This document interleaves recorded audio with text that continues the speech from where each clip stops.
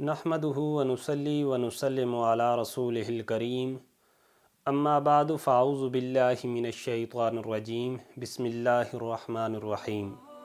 معزز سامعین و حاضرین، السلام علیکم ورحمۃ اللہ وبرکاتہ۔ آج کا ہمارا موضوع ہے حضرت سیدنا ابراہیم علیہ السلام اور وقت کے مشہور سفاک بادشاہ نمرود کا مناظرہ۔ اللہ اکبر، اللہ کے قرآن نے اس مناظرے کو میرے اور آپ کے لیے بیان فرمایا ہے۔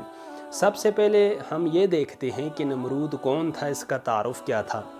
نمرود ایک بڑا تنے کا بادشاہ تھا جس نے سب سے پہلے اپنے سر پر جوں ہی اس نے بادشاہی کا تاج رکھا، اس نے اپنی خدائی کا اعلان کر دیا۔ اب اس کا شجرہ نسب کیا ہے؟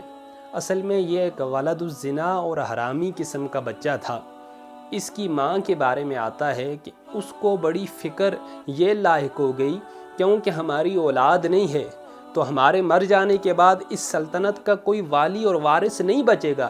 جب اس کے ذہن میں یہ خیال آیا تو اس نے ایک شخص سے زنا کروایا، جس کی صورت میں یہ نمرود پیدا ہوا۔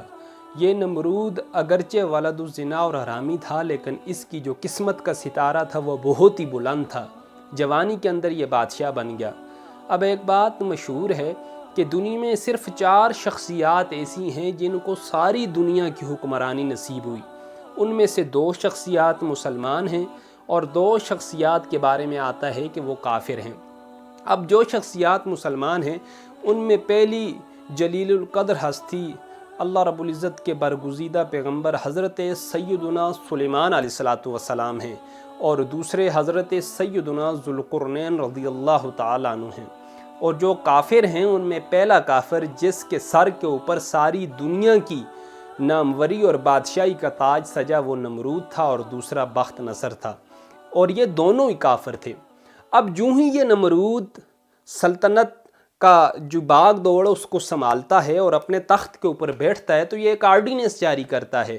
آرڈیننس کیا ہے کہ خوراک کی تمام چیزیں صرف انہی لوگوں کو ملیں گی جو نمرود کی بارگاہ یا دربار میں آئیں گے اور آ کے اس کو سجدہ کریں گے۔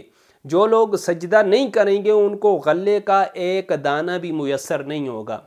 حضرت سیدنا ابراہیم علیہ السلام اپنے لیے اور اپنے صحابہ جو تھے، جو مومنین تھے، جو خاندان والے تھے، ان کے لیے اناج کی تلاش میں نمرود کے دربار میں جاتے ہیں اور اس سے مطالبہ کرتے ہیں کہ جس طرح بقیہ لوگ غلہ لے جا رہے ہیں مجھے بھی غلہ دیا جائے۔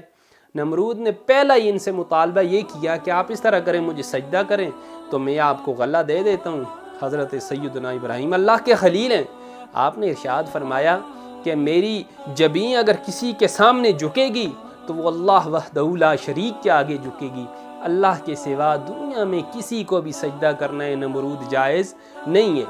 اب جب یہ باتیں کہیں اور نمرود کے دربار میں علل اعلان توحید کے پیغام کو عام کیا تو نمرود آپ کا دشمن ہو گیا اور اس نے آپ کو غلے کا ایک دانہ بھی نہ دیا۔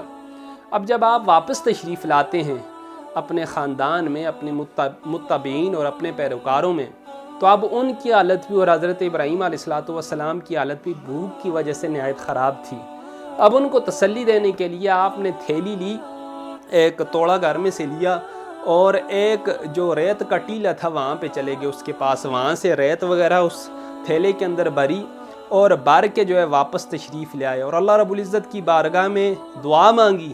تو اللہ رب العزت نے حضرت سیدنا ابراہیم خلیل اللہ کی دعا کی برکت سے اس تھیلے کو جس میں ریت بھری ہوئی تھی آٹے کے اندر تبدیل کر دیا۔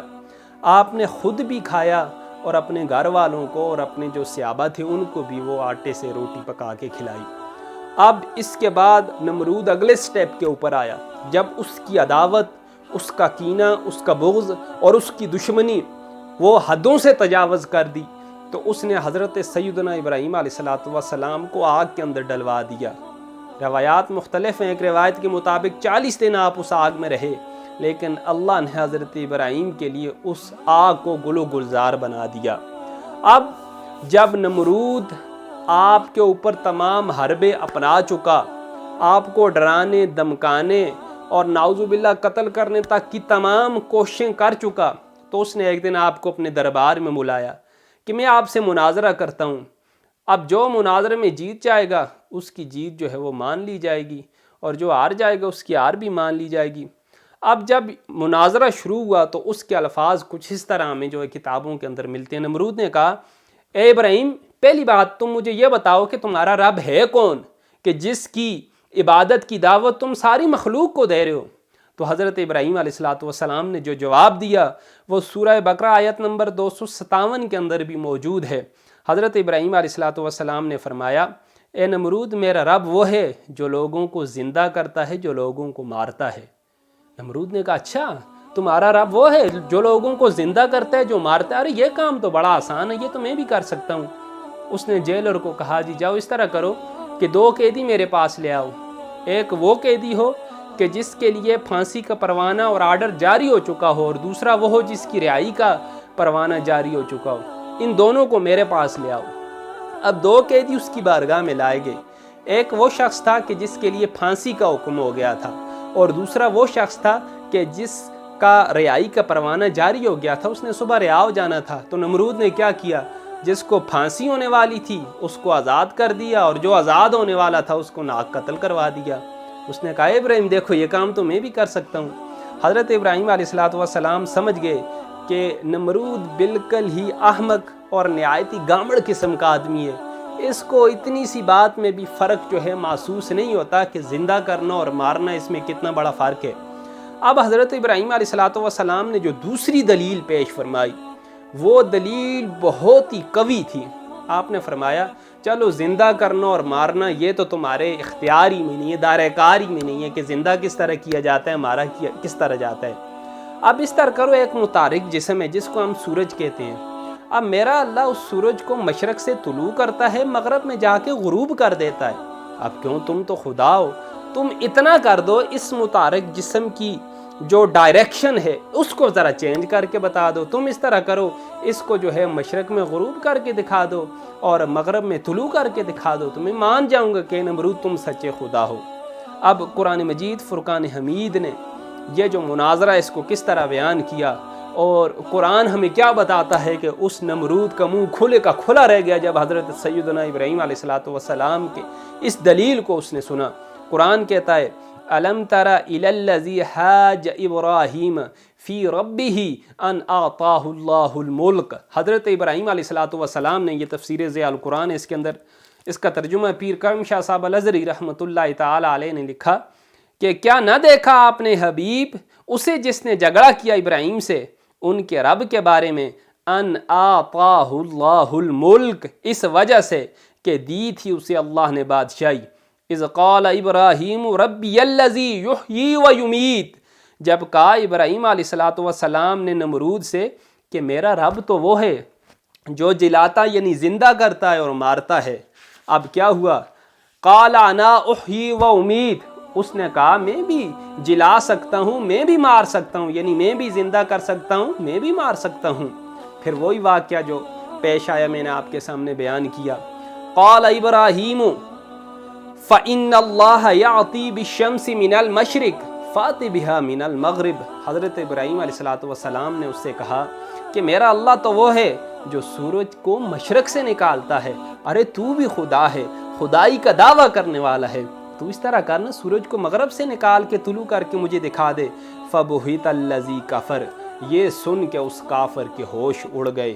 وَاللَّهُ لَا يَعْدِي الْقَوْمَ الظَّالِمِينَ، اور اللہ ہدایت نہیں دیتا ظالم قوم کو۔ سامعین گرامی، اس واقعے سے جو قرآن نے میرے اور آپ کے لیے بیان فرمایا، اس میں بڑے ہی سبق ہیں۔ ان میں سے ایک سبق یہ ہے کہ حضرت ابراہیم علیہ السلام نے نمرود کے دربار میں جو توحید کا اعلان کیا، اس اعلان پر آپ پہاڑ کی طرح قائم رہے، نہ آپ نمرود کی فوجوں سے ڈرے، نہ آپ نمرود کی آگ سے ڈرے، نہ آپ اس کے دربار کے ہیبت، رعب اور جلال سے ڈرے، اور نہ ہی کسی دنیاوی لالچ، نہ ہی کسی دنیاوی مال اور دولت کے جھانسے میں آ کے آپ نے جو ہے اپنی اس صحیح توحید کی جو تبلیغ تھی اس کو چھوڑا۔ تو اس میں بہت بڑا سبق ہے کہ جس کے ساتھ اللہ ہو اس کو کوئی بندہ بھی ہرا نہیں سکتا، اور آخر کار بے شک فتح اللہ پاک حق ہی کو عطا فرماتے ہیں۔ قرآن کہتا ہے، سورہ بنی اسرائیل ہے، جاء الحق وزہق الباطل ان الباطل کان زہوقا، اللہ کہتے ہیں کہ حق آیا اور باطل مٹ گیا، بے شک باطل کو ایک نہ ایک دن مٹنا ہی تھا۔ بالآخر حضرت ابراہیم علیہ السلام کی حقانیت، حضرت ابراہیم علیہ السلام کی صداقت کا پرچم 400 عالم میں پھیل گیا، اور نمرود کو اللہ نے ایک لنگڑے مچھر کے ہاتھوں ذلیل کروا کے دنیا اور آخرت میں برباد اور ہلاک فرما دیا۔ حضرت ابراہیم علیہ السلام کے اسوہ حسنہ سے علماء حق کو بھی سبق لینا چاہیے کہ باطل پرستوں کے مقابلے میں ہر قسم کے خوف و ہراس اور ہر قسم کی تکلیف سے بے نیاز ہو کے آخری دم تک ڈٹے رہنا چاہیے، اور یہ یقین اپنے دل میں راسخ رکھنا چاہیے کہ اللہ رب العزت ہمیشہ حق کی دستگیری فرماتے ہیں، اللہ ہمیشہ حق کی امداد فرماتے ہیں، اور جو باطل ہے آخر کار اس نے دبنا ہے، آخر کار اس نے مٹنا ہے، آخر کار اس نے ہلاک ہو جانا ہے۔ اور دوسرا جو بہت بڑا سبق ہمیں ملتا ہے وہ یہ ہے کہ ایمان و عقیدہ مضبوطی کے ساتھ رکھنا چاہیے۔ اللہ تعالی ہم حق پرستوں کو غیب سے روزی کا سامان دے گا، کہ رزق کی وجہ سے، کہ اگر میں اس کے خلاف کلمہ حق بلند کروں گا تو یہ میری روزی روٹی چھین لے گا، میری نوکری ختم کر دے گا، میرا کاروبار تباہ کر دے گا، میرے بیوی بچوں کو ہلاک کر دے گا۔ نہیں، کوئی کچھ نہیں کر سکتا۔ اللہ نے رزق کا وعدہ کیا ہوا ہے۔ اللہ رب العزت رزق وہاں سے عطا فرماتے ہیں جہاں انسان کا وہم و گمان بھی نہیں ہوتا۔ سورہ ذاریات میں اللہ نے فرمایا ان اللہ هو الرزاق ذو القوۃ المتین، بے شک اللہ بڑا ہی رزق دینے والا، اللہ بڑا ہی قوت والا، اللہ بڑا ہی قدرت والا ہے۔ دیکھیں نمرود نے تو اپنے دروازے جو رزق کے تھے وہ حضرت ابراہیم اور ان کے صحابہ اور ان کے خاندان کے اوپر بند کر دیے تھے، لیکن اللہ نے اپنے نبی کو رزق کہاں سے عطا فرمایا؟ اللہ نے اس ریت کے ٹیلے کو، اس مٹی کو اللہ نے آٹے کے اندر تبدیل فرما دیا۔ تو اللہ جب اسباب پیدا فرماتے ہیں تو پھر کوئی کسی کی روزی کو نہ چھین سکتا ہے، کوئی کسی کی نہ عزت کو چھین سکتا ہے، کوئی کسی کی زندگی کو بھی چھین نہیں سکتا۔ نمرود نے حضرت ابراہیم کو جلانے کی کوشش کی، جلا بھی نہ سکا۔ نمرود نے حضرت ابراہیم علیہ السلام سے روزی چھیننے کی کوشش کی، روزی بھی نہیں چھین سکا۔